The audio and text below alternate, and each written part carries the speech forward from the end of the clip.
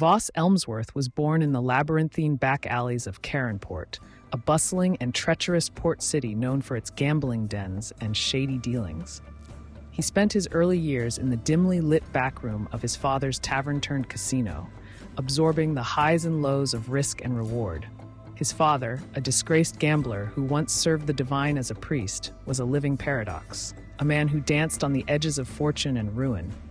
Meanwhile, his mother, a gifted healer with a heart of gold, instilled in Voss the virtues of compassion and the subtle threads that connect all life and death. Even as a child, Voss was captivated by the tales spun by wayward adventurers and weather-beaten sailors who frequented the tavern. But what truly seized his imagination were stories of shadowed deities, those who reigned not over life, but over its mysterious end. The unpredictable nature of gambling became a metaphor for these gods. Capricious rule. Life and death were both games of chance, governed by unseen forces beyond mortal comprehension. As Voss matured, his thirst for understanding led him to an aging cleric on the city's fringe, a reclusive guide who saw death not as an ending but a complex symbiosis of release and rebirth. Voss's mentor showed him how the death domain was much like the roll of dice, uncertain, yet holding inherent truths about the nature of existence. The death of Voss's father was a turning point.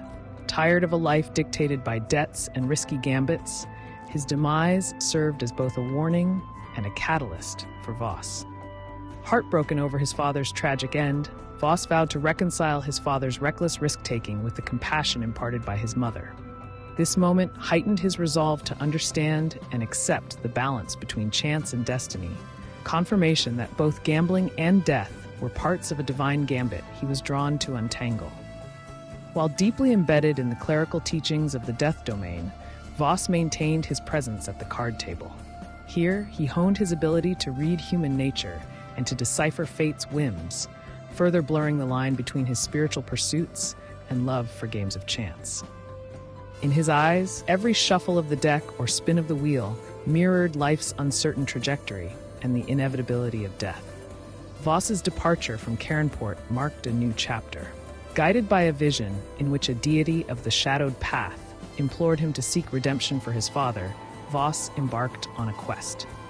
This vision suggested that through the equilibrium of life and death, peace was achievable for those long past. Voss envisions redeeming his father's soul through specific rituals and quests, choices weighted with meaning and intent. Along his journey, Voss encounters figures who shape him: a fellow cleric, vehemently opposing his views, challenges his philosophies, and a wise old sage who provides clarity in his moments of doubt.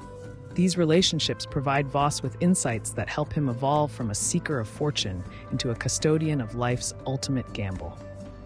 Armed with divine magic and a gambler's intuition, Voss walks a path not only seeking redemption for his lineage, but embracing the duality of chance and certainty. Thus, he transcends the titles of gambler and cleric, weaving them into a singular purpose to guide others through the inevitable transitions of life, instilling wisdom and acceptance of fate's caprice.